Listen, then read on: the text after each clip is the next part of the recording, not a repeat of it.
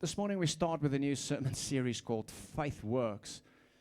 And yes, faith works, but when we talk about faith works, we talk about those actions that you and I are doing that shows that we really trust in God. So we're going to talk about that. I believe March is the month of faith, and that faith will be stirred in your heart and my heart.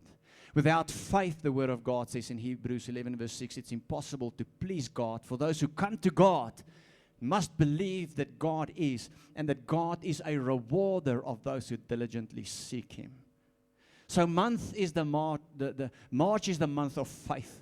And my prayer and my wish that through this message, which I believe the Lord has placed in my heart, is that God's going to stir faith, true faith within your heart and in my heart. Because our hashtag for the year is what? Fruitfulness. Remember it. Thank you. I say our hashtag for the year, God's promise for us for 2026 is, the prophetic message is the message of fruitfulness. God says this is the year of fruitfulness. But I want you to know that we cannot be fruitful unless we're faithful or full of faith. They are the same thing.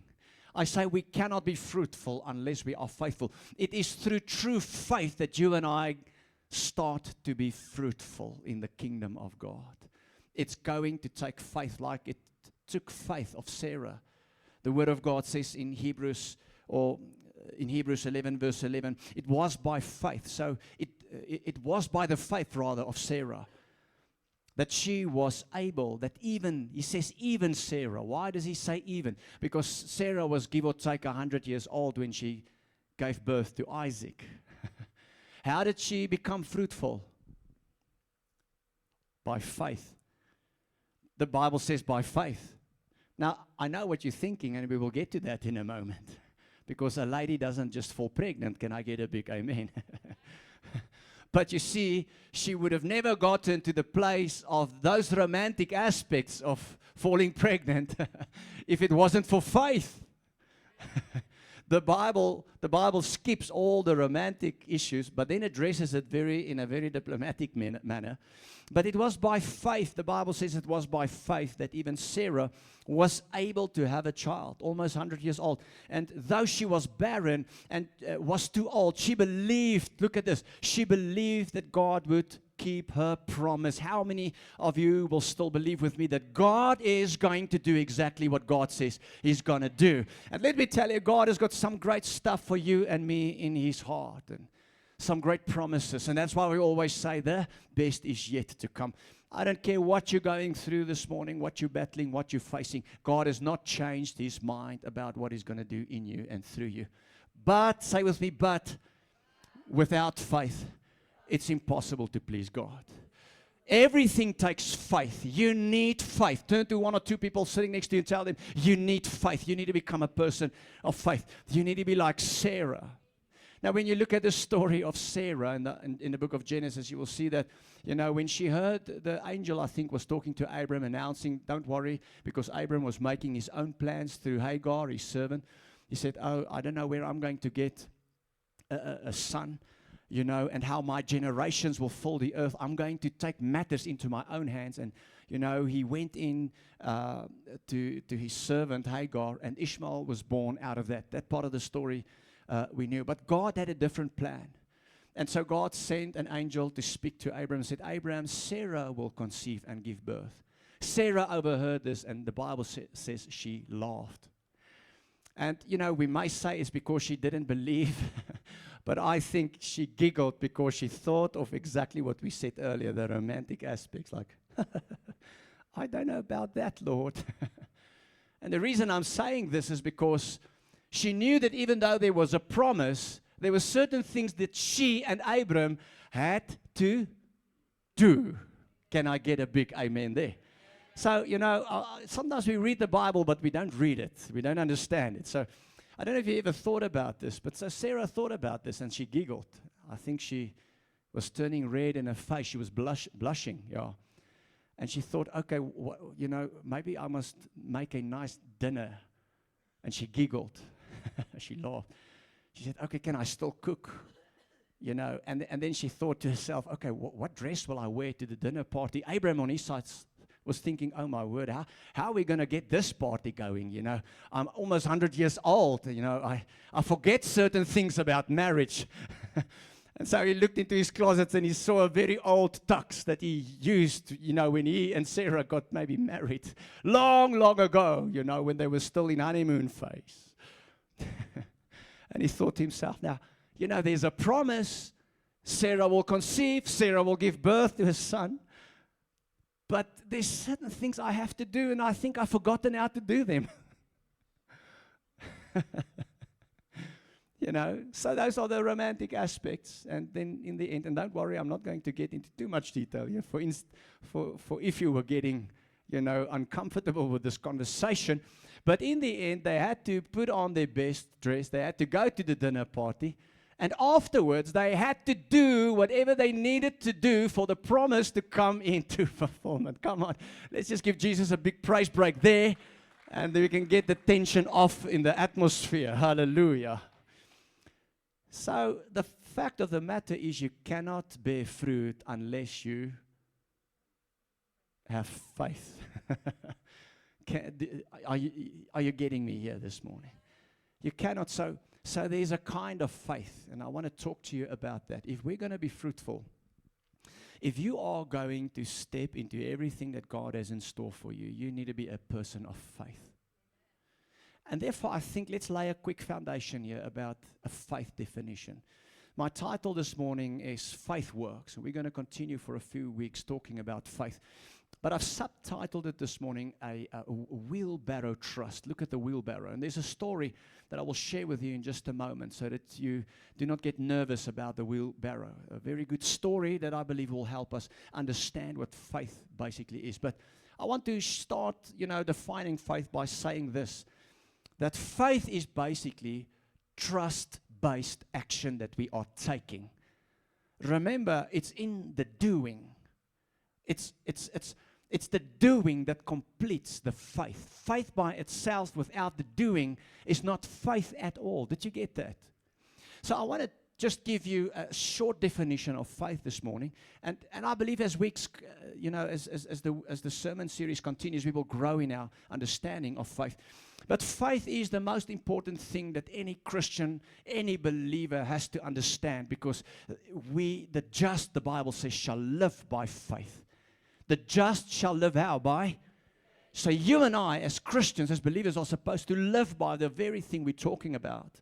The Word of God, or rather not the Word of God, but here's a simple definition. And the first little block there, faith is everything we do out of trusting God, believing it is His will, even when it doesn't make sense. Can we read this together? 1, 2, 3. Faith is everything we do out of trust in God. It's His will. Did it make sense for Sarah? Why did you think she was giggling? 100 years old. You know, let me just say this. I think Sarah forgot where her makeup was. She forgot all about that. Where's my makeup? You see, because the moment God gave a word, there was something that needed to be done. The makeup had to resurface. The makeup had to be found, church. So faith is not everything we believe. You see, there's a difference between intellectual believing or thinking that I believe, and I believe, with my mind, and true kind of faith that always work with action. It's the things we do that show we trust God. Sarah, you will conceive. You're about 100 years old, but you will give birth to the heir Isaac. No, it doesn't make sense. I'm too old. Maybe Abraham should pay a visit to Hagar. You see, even though it didn't make sense. We cannot do it. I cannot do it. It doesn't make sense. And things not making sense for the natural mind, is an integral part, I would like to say, when it comes to faith. So one more time, faith is everything we do because we trust God. Believe what we're doing is in the will of God. But get this, faith is everything we do. How many faith actions do you have in your life? And I want to show you two this morning, and we will get to that in a moment. How many actions of faith can you point to in your life? The just shall live by faith. Without faith, it's impossible to please God. Because if we can determine certain actions of faith, point to them, then we can know if we are really living by faith. So we'll get to that in a moment. But there's something else I want you to see about faith. That's the second block here. We don't need big or small faith, but the right kind of faith. Can you remember that Jesus said, even if you have faith the size of a little grain, mustard seed is like you can feel it between your fingers. It's like a little grain of faith. He says, so even if your faith is like a mustard seed. So Jesus was actually making a point. It's not about how big your faith is or how small it is. It's about the right kind of faith. He was actually saying is, do you understand what true faith is really all about? Now, I'm not going to lie to you. I think the bolder our faith, the better. The bigger our faith, the better. But you can have big faith and do nothing. Say a lot of things. Act like you have a lot of things. I believe we can pray, God, give me a bold faith. Awaken supernatural faith. Increase my faith. Which actually means help me to become a doer. Amen. To do everything I need to do. Showing I trust God. Showing I'm going to obey God. Even if it doesn't make sense. So my question today is, do you have the right kind of faith going in your life? A faith that says, I need to do it. And James speak about this. As a matter of fact, James is the half brother of Jesus, and he said a few very important or interesting things about faith. And we're going to look at two this morning. He defined it, and then he showed and pointed to two actions in our life that shows if we have faith or not. In James chapter 2, verse 21 to 22, he says, don't you remember that how anxious to Abraham was shown to be right with God by his actions? Now he speaks of another story with Abraham. Abraham, by the way, is our father of faith. He says, don't you remember that how anxious to Abraham was shown to be right with God by his actions when he did what? Offered his son Isaac on the altar. So he believed that he heard from God and he acted accordingly. Does it make sense, can I ask you, to offer your own child on an altar? The one that's supposed to be the heir. No, it does not make sense. Faith is doing what I need to do because there's a promise from God and I trust God. That's why I'm doing it. Amen. We need to understand faith. I believe so much of what you and I are battling with in life is because we do not really live by faith. We live by an intellectual belief. And I've got news for you this morning. Demons believe. Lucifer believe. You know who God is. And they shudder at the mention of the name of Jesus. Turn to your neighbor, tell them, don't be like Lucifer. No, I'm joking. Don't say that. I'm just making a point.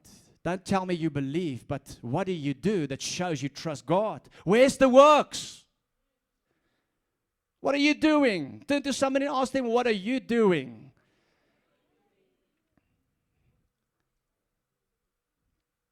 Faith is doing. Okay, let's see what the Word of God says. So, don't you remember that our anxious to Abraham was shown to be right with God by his actions? Verse 22. You see, his faith and his actions worked together. We have too many Christians. You say you believe, but we don't see the works. You say, I am going to be fruitful. You say, I am going to do what God has called me to do. You say, but where is the action? You see, faith and his actions work together. Look at this. Very crucial. His actions made his faith complete. That is powerful. Pause. Question. Is your actions, your doing, completing your faith? I mean, that's deep stuff right there. Now, let me give you good news. The fact that you're here this morning shows you still believe. Turn to somebody and tell them, it looks like you're still in faith. You've showed up. So I don't want you to be negative right from the start. We will leave that for later, okay? We will leave it for later because we all fall short. And that's why I'm going to show you in the next 2 weeks 5 specific actions that you need to be able to point to in your life to know that you're still in faith. Is that okay? to make sure that we're still in faith and not just an intellectual belief or saying, I feel I believe, but there's no action. To illustrate this better, and coming back to the wheelbarrow, there's a story of this man, Charles Blondin, that lived in the 1800s, and he was a stuntman. He was known for walking on the tightrope. You know what a tightrope is? A rope that's stretched between places and then elevated, like 20, 30, 40, 50 meters elevated and stretched between two buildings. Or as in the case of Charles Blondin, he was this great stuntman, and everybody would come and see because he was very good in walking the tightrope, over very dangerous areas. And in 1859, he stretched his tightrope. Must have been a really long rope because they say it was 340 meters. So I think it was a very strong, long rope. Don't know how they did that. And they stretched his rope across the Niagara Falls. He invited the whole city to show the people that he can walk the tightrope. The first time he got on the tightrope, they've elevated it 50 meters across the water. And he stretched it and he walked, over the tightrope, and he succeeded, and the crowd applauded him. Obviously, he had a reputation. He was a stuntman. So second time he says, this time I'm going to do it blindfolded, and he succeeded. Can you imagine? Over the Niagara Falls, people. 50 meters up. 340 meters down. Must have been one of the wonders of the world back then. I don't know. Then he said, no, and you can go and research it. He said, no, let me take a wheelbarrow. And he took a wheelbarrow, I suppose something like this. I made sure we got an old wheelbarrow, not a new one. Maybe Charles Blondin used a wheelbarrow like this. And he pushed the wheelbarrow over the rope. And he succeeded. Apparently, it's also said that he took his assistant on his back and crossed the rope one more time. And then they went to lunch, and he said to the crowd, don't worry, the best is yet to come. You must come back after lunch. You're going to see something you've never seen before. And so lunch came and lunch went, and everybody was ready. And by this time, the crowds had grown, and they were shouting, Blondin, Blondin, Blondin. He was this great stuntman. And he said, okay, how many of you believe that I can push a person in the wheelbarrow over the tightrope, 340 meters far, 50 meters elevated? The whole crowd shouted, you can do it, Blondin, you can do it. They had confidence in Blondin. And then he asked the following. He says, can I have one person from the crowd that will get into the wheelbarrow? And he was smiling. I just need one volunteer. And then the crowd grew silent because nobody had the courage to get in the wheelbarrow. Say with me, courage. You see, for you and I to understand faith, we got to understand courage. I guess God is asking us this. And by the way, he never pushed anybody over the Niagara Falls in a wheelbarrow. But do you know that at the end of that tightrope is the fruitfulness? At the end of that tightrope is the promises of God for your life. At the end of that tightrope is everything that God has in store for you. Everything He's promising through His Word. Hallelujah. All the goodness, all the grace, all the love, all the power is at the end of that tightrope. But God is only pleased by faith. Without faith, it's impossible to please God. For those who come to God must believe that He is, and is a rewarder of those who diligently seek Him. The question is this morning, are there actions in your life that tells us and that tells one another that you are ready to get into the wheelbarrow? God is standing here today, and He's said, you've heard so many messages, but now are you ready to do them? Are you ready to take what you've heard and learn and apply them? It's not going to make sense, but it's going to show that you trust me. It's not going to be easy, but it's going to show that you trust me. It's going to take courage. You see, I've learned, that many believers shout and believe, and that's, Jesus even said it. We've heard it last week. He said, why do you call me Lord, Lord, but you are not willing to do what I say? And God says, stop calling like the crowds of Blondin. Yes, you can do it, Lord, you can do it. He says it's time for you to do it. It's time for you to get in the wheelbarrow. It's time for you to begin to trust me. And your trust can only be shown through your actions. It's time for you to really obey me. And your obedience can only be illustrated in the things that you are doing. But if you're doing zip, I cannot do anything. God's not going to do what you and I are supposed to do. And He's calling us this morning. That's the message. Are you ready to get with God in the wheelbarrow? In the wheelbarrow. The wheelbarrow is not a very comfortable spot. It takes courage to get in here. And there are certain actions in our lives. We're going to talk about it today. I'm just going to mention two. How much time have we got? I'm going to mention two quickly, and next week I will mention the rest if time runs out. That will show if you and I are in the wheelbarrow with God. The first one is also mentioned by James, and I want to read this to you. Are you ready to hear what faith works are? Are you ready to determine those actions in your lives?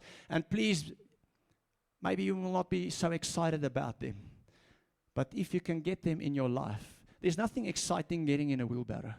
The excitement only comes at the end of the tightrope, after you've crossed the Niagara Falls. Amen. James mentioned the first, faith works. Faith works is doing the Bible. And this one encompasses every other one. It includes every other work of faith that I will speak to you today and next week. James 1 verse 22 to 25 says, but don't just listen to God's word. You must do what it says. So if you are doing the Bible, if you can show me that you're doing the word of God, I know you're in the wheelbarrow. He says, otherwise you are only fooling yourself. He says it's super, super foolish to hear good messages on a Sunday but never do anything about it. It's super, super foolish to read your Bible on a daily basis, but you never apply it to your life. You never do something with it. And I want to encourage us as a church to start doing what you hear on Sunday mornings and do what the Holy Spirit lays in your heart. And do what you read when you have devotion. Do it. You say it's too difficult. Yes, it's never easy to get in the wheelbarrow. It's a risk. How many of you understand, if you look at the story of Charles Blondin, and I believe what God wants to tell us here this morning, it's a risk to get in the wheelbarrow. But it's a calculated risk. Why? Because God gave the promise. But what? Your faith will complete, your actions will complete your faith. Your actions will complete it. It's time to do the word. You know, I've calculated for the last 13 and a half years since ever Marissa and I arrived here, I've preached like 700 messages, including funerals, obviously, and marriages, leadership, conferences, church meetings, different kinds of meetings. There are about 700 of them. And I was thinking, Lord, what if people would listen and just apply something in one sermon to their lives? What if somebody can hear this morning and begin to do one thing that God speaks to you? I'm going to tell you, it's going to change everything forever. But you see, we are not doers, and maybe not us, and I want to generalize here this morning. We are not doers, we are good to hear. We think that my faith, is enough by listening to good messages. It's not enough. Don't let everybody tell you, oh, it's edified me. I come to be edified. Yeah, it's good to be edified, but what do you do? Because in the end, we want to conquer. In the end, we want to be fruitful. In the end, we want what God has promised, not just feel good because we felt bad. Therefore, we need to do what we need to do. How many, since I talk about the 700 messages, I've sat here and saw people sleep. I felt bad. I thought I was not a good preacher. And then I once watched a TBN show, and I saw one of my heroes preaching. And the camera was going over the crowd, and I saw more than 2 or 3 people sleeping. And then when the camera saw they're sleeping, he goes to another person, and he goes to another person. And this particular day, every time he moves the camera, it was showing a person sleeping in church. A person who came to church, but with no intention to do the word that he heard there. I want to encourage you this morning. The word I'm preaching to you is a well-prepared word, is a well-researched word, is a well-prayed fruit word, is a word that carries the anointing. It's not my word. I'm only a representative of the King. It's not my opinion. It's not my philosophy. But God speaks to people. And people need to do the word of God. You cannot just listen. Some people sleep. Some people, they always find something more interesting in a crowd like this, like a child. That's why we can't have children in a meeting. Children are far more popular than a pastor. Everybody pays attention. Last week with the communion, our team stood up. The whole church stopped looking at me at that point, and everybody looked at the people that's going to minister the communion. Turn to your neighbor and ask them, hoekom is jy so? Why are you like that? Die Here het jou nie so gemaak nie. God wants you doing the message you get. And that's why we got to make notes. Because I don't know of any geniuses yet in this church. If you're serious, you will make notes. And please, I don't want anybody to feel guilty or bad here this morning. Just hear my heart. Because somewhere in a meeting like this, God's going to speak to you. Might be one small thing. Do that. And if you do it week after week, we will walk in faith. Church, I'm telling you, we're going to see what we've never seen before. Experience. And by the way, if you want to ask me, what does it mean to do the Bible? It basically means that you can do everything the Bible says you can do. It means when the Bible says that you can forgive a person, that you can do it. When the Bible says you can be free of sin, you can do it. When the Bible says that you can pray for a person, it means you can do it. When the Bible says that you can do it, can I just say something here? I think that people try to minimize God's word to fit within their context and their personality and their experience. The reason why people don't do the word of God, the reason why people don't have what the word says we can have, is because they don't really believe that they can have everlasting life. They can have healing. They can have the promises of God. They can have the fullness of the Holy Spirit. They can have all the gifts of God. And what we do is we take our personality and we take what resonates with us and we take whatever our experience, and we minimalize the word of God to my personality and my experience and what resonates with me. Stop that. The devil lies to you. Say with me, I can do what the word of God says I can do.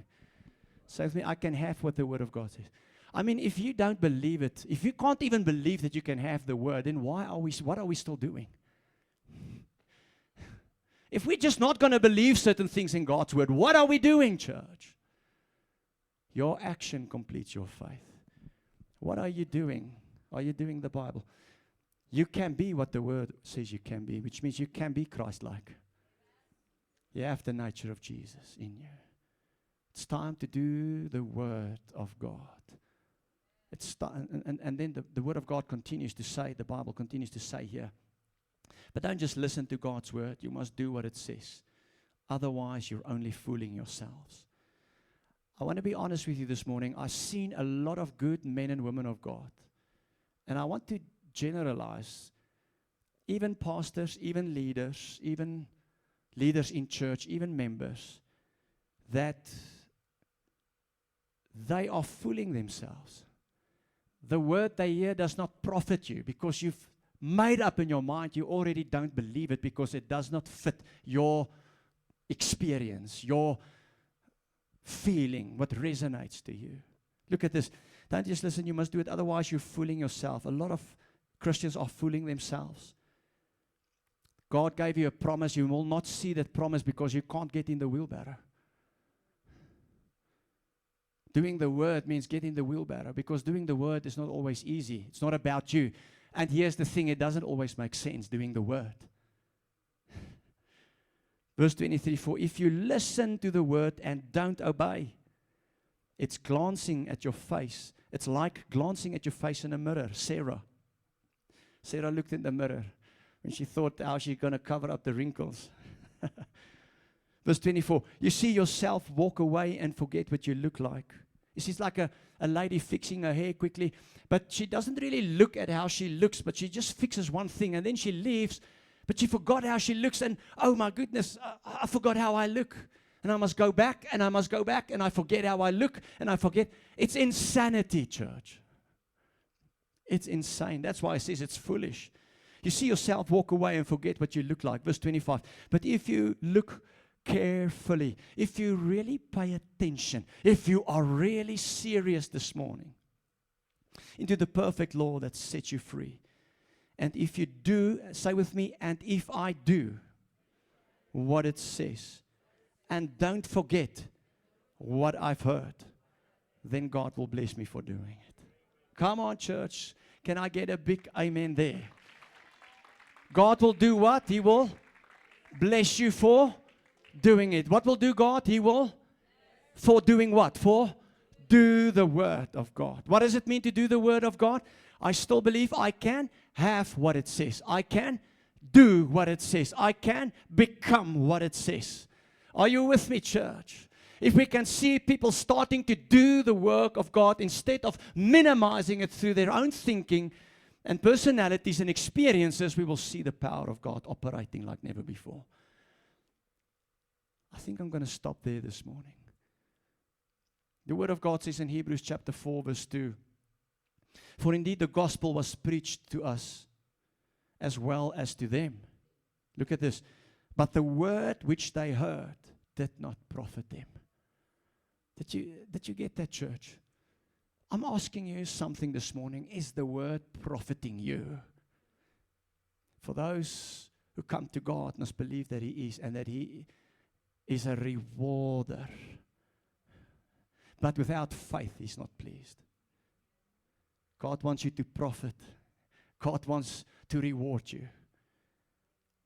But it is your actions that complete the faith that pleases God.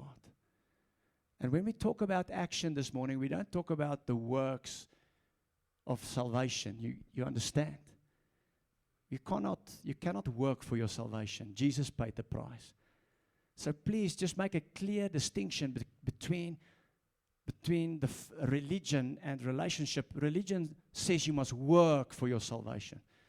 We don't work for our salvation. No man can boast. Jesus paid for everything. But now that you've believed in Him, you've come to be a person of faith, like Abraham. Abraham believed in God, and it was counted to him for righteousness. And then he started to do the things that shows he trusted God and that he was going to obey God, even though they didn't make any sense. I think let's look at that one faith works this morning, doing the Bible, and stop there. The Word of God says it did not profit them. Why? Because it was not mixed with faith in those who heard it. The word that you're hearing this morning, is it mixed with faith? Are you a doer of the word of God? Only a hearer?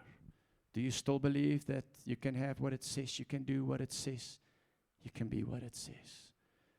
God wants you fruitful like Sarah, but you need to get in the wheelbarrow with Jesus. The Father is crying out this morning. I believe that's the invite. Who is willing to get in the wheelbarrow again? It's not always going to make sense. Our mind is a big problem, isn't it?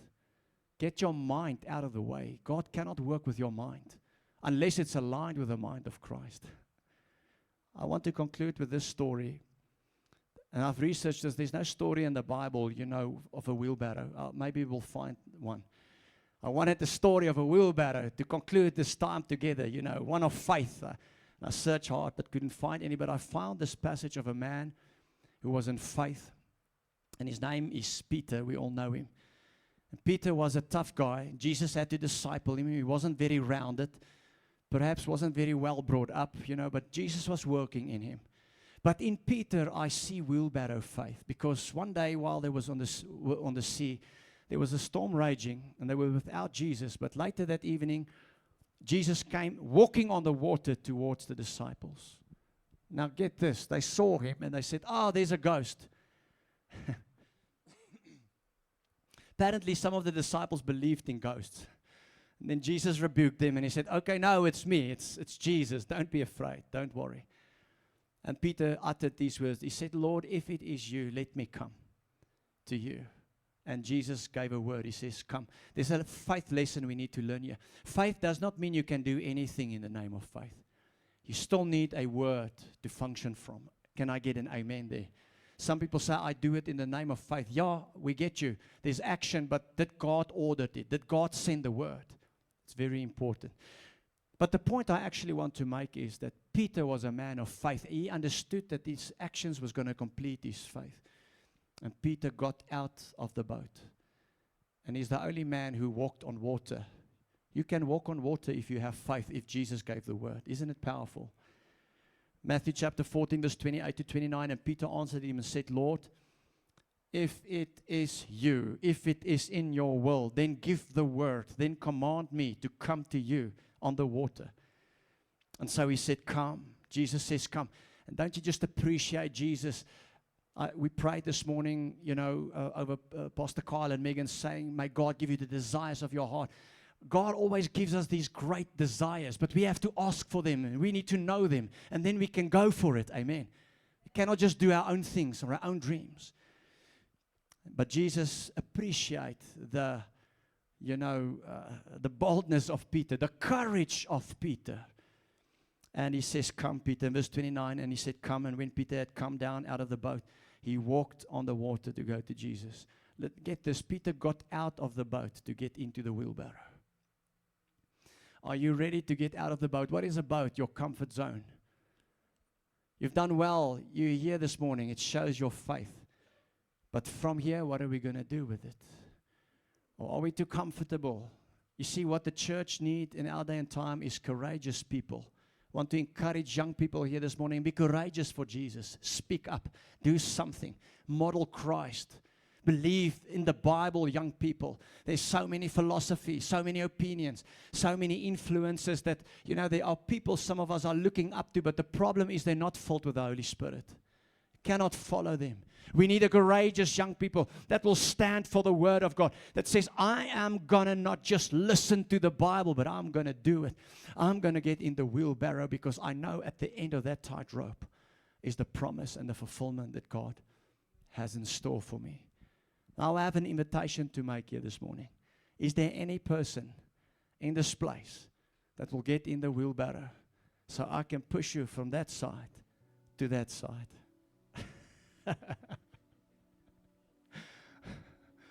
Come on, if somebody says yes, I'm going to get in the wheelbarrow this morning with Jesus. Raise your hand right there where you are. Okay, which means I have to push you in the wheelbarrow. So we're going to work hard here. Thankfully, it's not just one of you, or else I would have been tempted to push you. But it looks like there's more than one person. So that's going to be practically impossible. Thank you, Jesus. It's easy to talk. It's easy to come and lift our hands on a Sunday morning.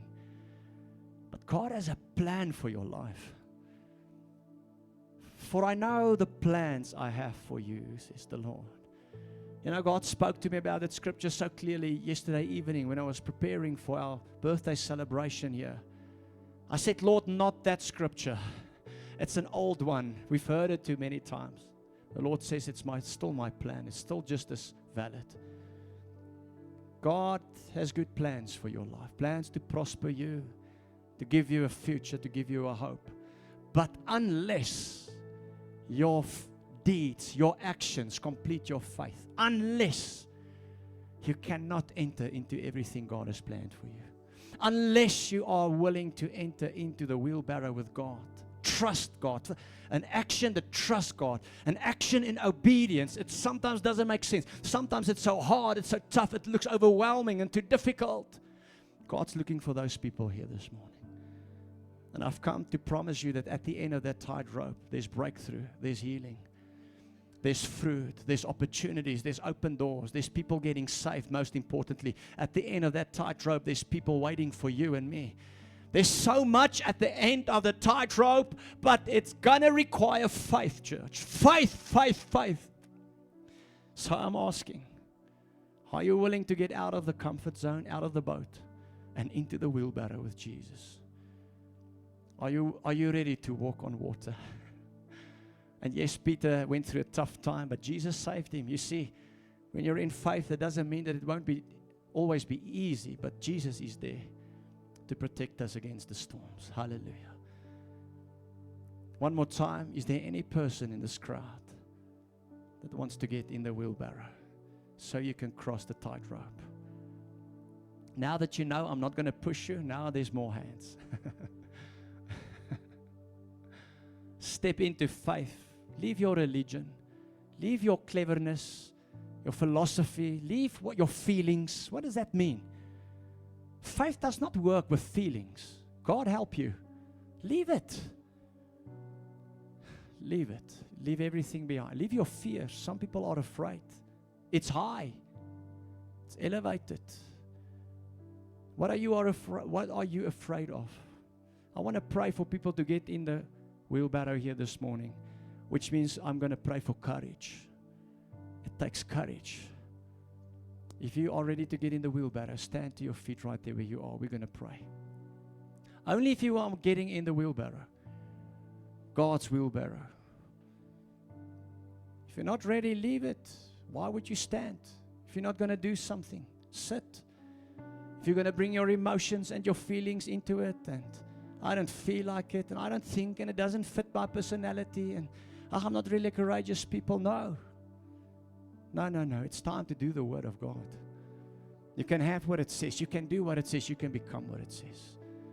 Let's pray. Father, thank you for your love and grace, your mercy. Lord, we thank you for the wheelbarrow, reminding us of courage to do what you've called us to do, Lord. To be who you've called us to be. To have what you've called us to have. Thank you, Lord, that fruitfulness does not come unless we are a people of faith, and our faith is only completed by what we do. Otherwise, it's just a lot of talk. That's not taking us anywhere. Thank you for people who stood this morning and say, Lord, give me courage. Give me strength to step out of the boat and into the wheelbarrow with you. Come on, right there where you are. Pray a prayer of faith. Ask God to give you courage. People of courage are people who are not afraid. They've left their pride. They've left their philosophies. They've left their feelings behind. That boat is a place of where you leave your philosophy, you leave your feelings, you leave your fears, you leave your pride. What do you need to leave? Because if you have all these things, if you're not stripped from them, you cannot get in a wheelbarrow. It takes courageous men and women to get in a wheelbarrow. How many of you say, I'm getting in a wheelbarrow here this morning? Come on, pray that prayer. Say, Lord, I'm getting in the wheelbarrow. I'm getting in the wheelbarrow. Stir faith in my heart this morning. In Jesus' name. Lord, give me the courage now, the strength to be a person of action and faith. In Jesus' name. It's interesting in that story that 2 chapters later that Jesus looked to Peter. He says, Peter, you are the rock upon whom I built my church. God says, I want to build with you this morning. Get out of the boat. Step into faith. Become a doer of the word. In Jesus' name. Thank you, Lord. We give you all the praise. Every eye closed, every head bowed. If you're in this church today, you're uncertain about your salvation. You are uncertain. There's an uncertainty in you. There's maybe sin in your life. You used to serve, maybe you've used to serve God, but you've fallen short this morning and you need to return to Jesus Christ. I hear Jesus saying, come, come, come. If there's anybody that wants to come to Jesus, that's where faith starts, is coming to Christ. You also need to complete your faith this morning if you're coming by raising your hand. You see, faith always go with action. If you're coming back to Jesus, if you want to make things right with Jesus, if you want to invite Jesus back into your life right there where you are, while every eye is closed, every head is bowed, just quickly raise your hand high. Now, 1, 2, 3, thank you. Raise, raise, raise. Are there more people? Thank you, thank you. Just pray this prayer with me right there where you are. Say, Father, thank you for your love and grace. Thank you for loving the world so much that you gave Jesus.